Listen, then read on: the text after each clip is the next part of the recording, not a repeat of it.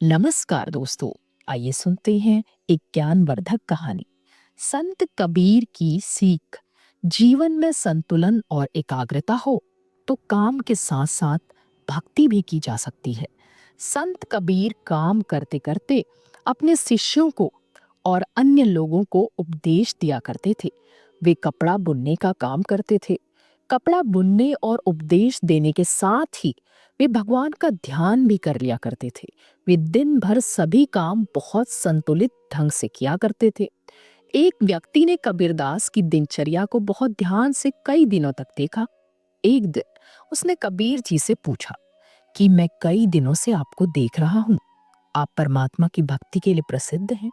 आप दिन भर कपड़े बुनते रहते हैं, लोगों को उपदेश भी देते हैं।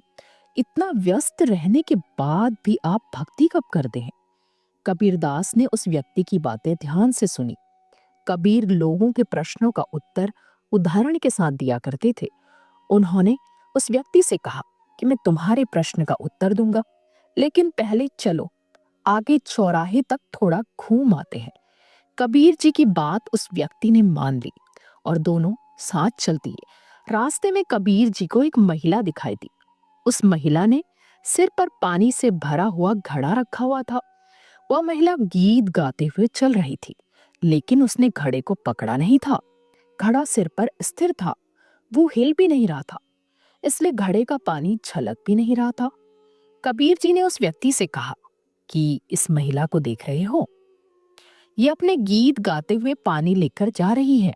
इसका ध्यान अपने घड़े पर भी है, अपने गाने पर भी है और रास्ते पर भी है।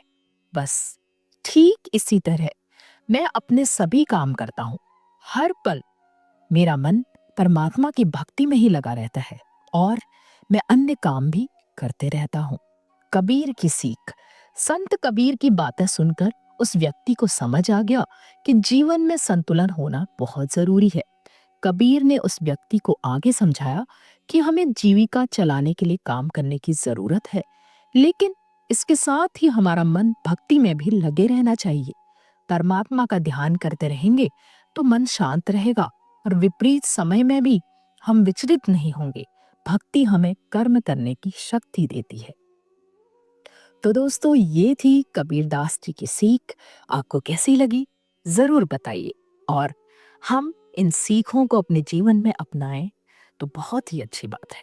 चलिए जल्दी ही मिलते हैं एक नई शिक्षाप्रद कहानी के साथ। तब तक के लिए मुझे विदा दीजिए। धन्यवाद दोस्तों।